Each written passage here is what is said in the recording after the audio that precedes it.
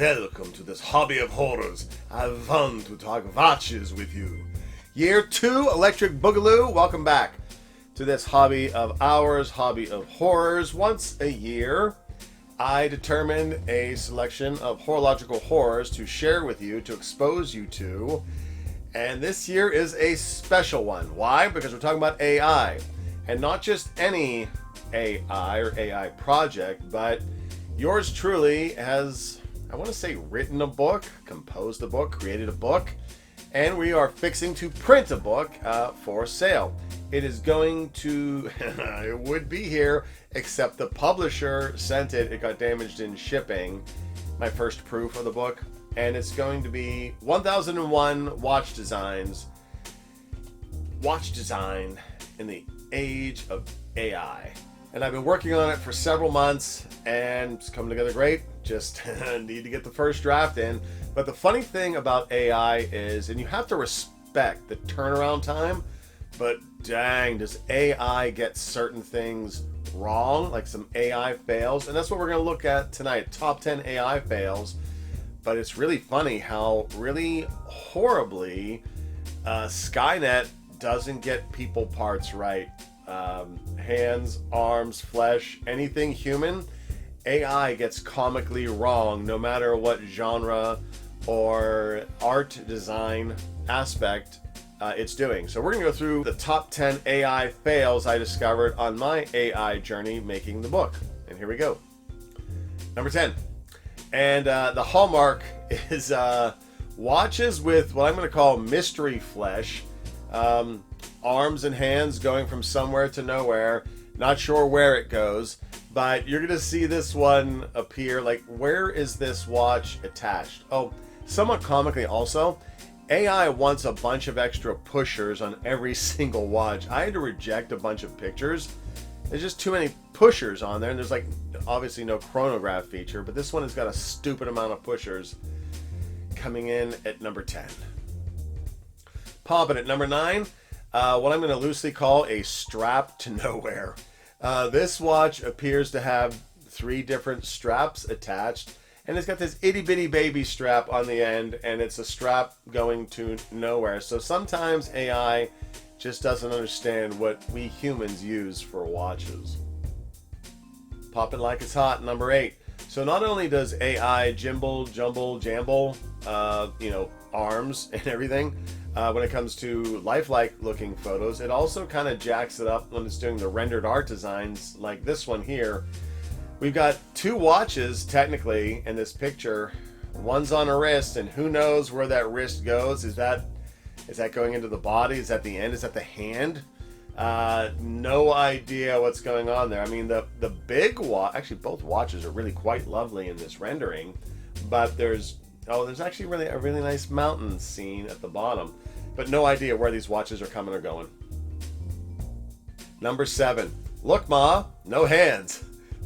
Severed limbs, as we've been toying with, which, this actually makes for a good hobby of horrors, because it's decapitated limbs with a really great watch and ostensibly some kind of shroud, dress, blazer thing. You know what? Maybe it's a blanket. It's a blanket covering the hand, and the severed part is the part connecting to the forearms, although the crown is on the right. So this is anyone's guess. Number 6. Number 6 might not be an error.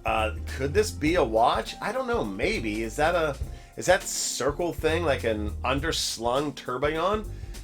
Turb? I think I said turb wrong last hobby of ours too. Tourbillon. I don't know. This is kind of a cool looking piece. Like if that center piece around with the yellow is like a digital, and then underslung tourbillon or jet nozzle. I don't know. Maybe this one shouldn't have made the cut for AI fails. And number 5, we're back. Crazy Body Parts 101. It's a hand that's also a foot, and the watch is attached to the appendage via some sort of ace bandage strap that's going around one way. It's like a double, triple NATO around your ankle. Oh my gosh. What was Skynet thinking with this one? Number 4. Perhaps my most favorite of this grouping. This is a steampunk version of an actual watch that I found. And where did I find it? Ba-bam! Mr. Watch 93's Micro Brands book number 2. You've seen my review of book number 1. I bought book number 2. Amazingly good. And it's one of those situations where you need both because they're different. They've got different things in them. Well, in book number 2, Mr. Watch 93 found a company called Code 41, and they have a watch that's just like this steampunk looking thing, but it's almost about the size of a deck of cards. It's not as thick. It's about the same length and width. It's really rather thin, but it's called their Mechascape Sublimation 1, and it's a unique watch that's built on a platter, and you would keep it in your pocket, like the breast pocket of your suit jacket, and you would take it out to check the time, much like you would, you know, the watches of yore, the pocket watches, but it's linear. I really love it. It's rocking 13, 14 G's, so it's not quite in my price band, but much respect, Code 41. I think this thing is beautiful. I don't know if this is going to be a trend thing or not, or maybe it's just a unique one-off, or maybe a demonstration of horological strength, but actually not a whore, pretty gorge. And I want to say thanks to my good buddy at Mr. Watch 93. Stay tuned. We're going to be doing a giveaway of one of these books. Actually courtesy of Amazon. When I ordered the first book, they sent it all damaged and crunkled up, and so they sent me a replacement one, which makes me wonder where my missing book is. There's a rogue version of my book out there somewhere, and I want to know who has it, because that should be in my greedy, grubby hands. Counting it down to 3. Once again, Skynet wants to lop off our limbs. My goodness. The watch is certainly good looking, but dang, where's the rest of the arm or the hand, Skynet? And I'm pretty sure that's some blood that's on the table that's underneath that other, I don't know, leathery looking thing. Gosh, Skynet, you got dark art sense. But I love you. 8 down, 2 to go. Looking at number 2. And yet another detachment, although not of limbs, of lugs. This is actually a really beautiful dial. Almost, gosh, Grand Seiko-ish. Almost porcelain with all those numbers going around it, or birds, or signs, and a central tourbillon. And dual crowns, one of them also not attached. I don't know, I think object art. I might have to print this one and put it up on the wall. It's really beautiful, even though it looks like a serving platter, like on its side almost. Really cool, really beautiful, completely not functional.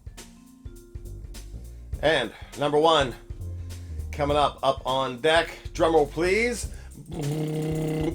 Quick sidebar. Titanium 301 watchmaker's tool from our good friends at Counting.com, a collab with yours truly. We helped design it. They did most of the work. We had some input. It's absolutely wonderful and gorgeous. Link in the description below. And my new drumstick. Boom! The ultimate AI fail. Yeesh. Maybe not being attached is better than being attached. As much as I'd love to hold the hand of my woman when we're walking, I'm not going to melt with you. I'll stop the world and melt with you. Boom! Done. Ba-bam. There you have it. Top 10 horological horrors for 2023. All of the, well, not all of the AI fails I experienced with making the book. But keep your eyes peeled for that. As soon as that comes in, I get it vetted, get it printed. It will be available for sale, and you could always use a watch book, and it'd be a fun little collection and a way to, you know, support the channel if you choose to do so. Plus, if I do say so, it's really rather cool. And my major encouragement about it is for you to get out there and to try AI. I've got a buddy who's avoiding AI. AI's here, AI's coming. Get familiar with it. Don't be afraid of it. Actually, we should be afraid of it. I shouldn't say that. But use it. Try to have some fun with it. You've actually already been using AI. You just didn't know it. But I found it a great deal of fun to put together the book using the AI tools. And I hope that, you know, if you pick one up, you might enjoy it as well. All right. that caps it up for the Hobby of Horrors 2023. I wanted to talk vatches, we talked vatches. Alright, thanks for coming along on the ride, and I hope that wherever you are on this wonderful, beautiful hobby of ours, that you are blessed. We will catch you in the next one. Peace. Perfect.